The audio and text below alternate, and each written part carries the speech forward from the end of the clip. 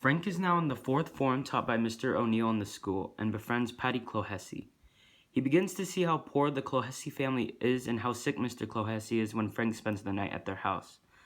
The next day, Mr. Clohessy recognizes Frank as a McCourt and he connects him with his mom, Angela, as an old school friend. He recalls stories of Angela's dances. Later, Frank gets a job delivering newspapers for his Uncle Pat, but finds him drunken and constantly abusing him. He later meets an old man, Mr. Timoney, who gives him a better job for him reading.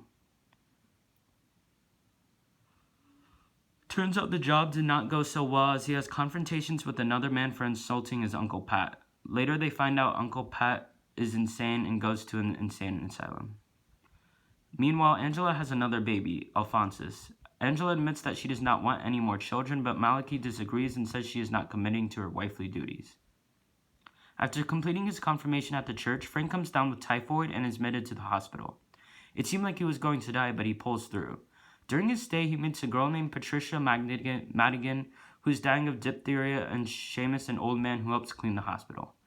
Frank is finally released from the hospital after his 11th birthday and is disappointed that he could not advance up to the 6th form with his friends. In order to show his advanced skills, he writes an essay about Jesus as if he had grown up in Limerick, and the essay impresses Mr. O.D. so much that Frank is moved to the 6th form. Elsewhere, nearby families are sending their men off to England to work on the war effort. Malachi decides to go with them, promising to support the family financially, but never does. He just ends up spending the money drinking and going to the bar. Eventually, Angela falls sick and turns feverish.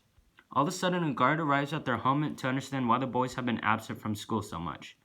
The guard tells them to stay with their Aunt Aggie for the time being. But she is very much abusive, with constant yelling and hitting. However, Uncle Pa has great times with the boys by the fireplace with hot tea.